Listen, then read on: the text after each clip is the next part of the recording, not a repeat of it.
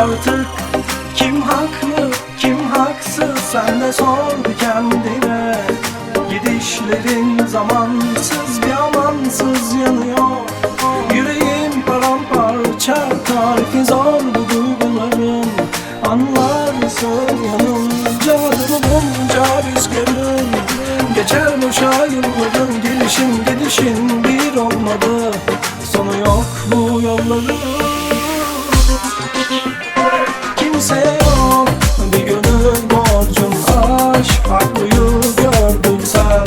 Tarifsiz bir yalan, ben kalbime gömdüm. Bak gör kim yalancı, zaman tarafsız döndü. Söndü kalbimin alevleri, yoktum giderken gördüm. Kimse yok, bir gönül borcum, aşk haklıyı gördün sen.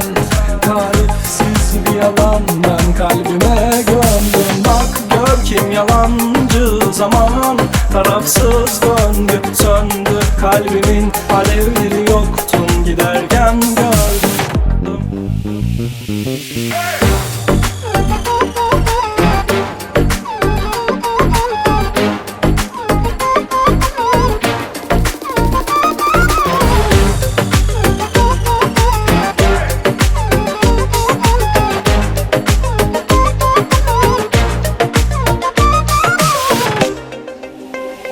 Bırakıyorum artık.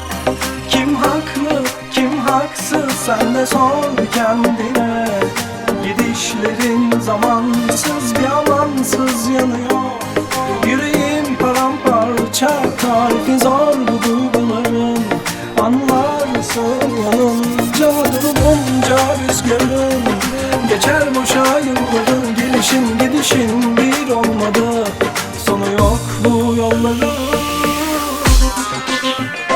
Kimse yok, bir gönül borcum, aşk haklıyı gördün sen. Tarifsiz bir yalan, ben kalbime gömdüm. Bak gör kim yalancı, zaman tarafsız döndü. Söndü kalbimin alevleri, yoktun giderken gördüm. Kimse yok, aşk sen.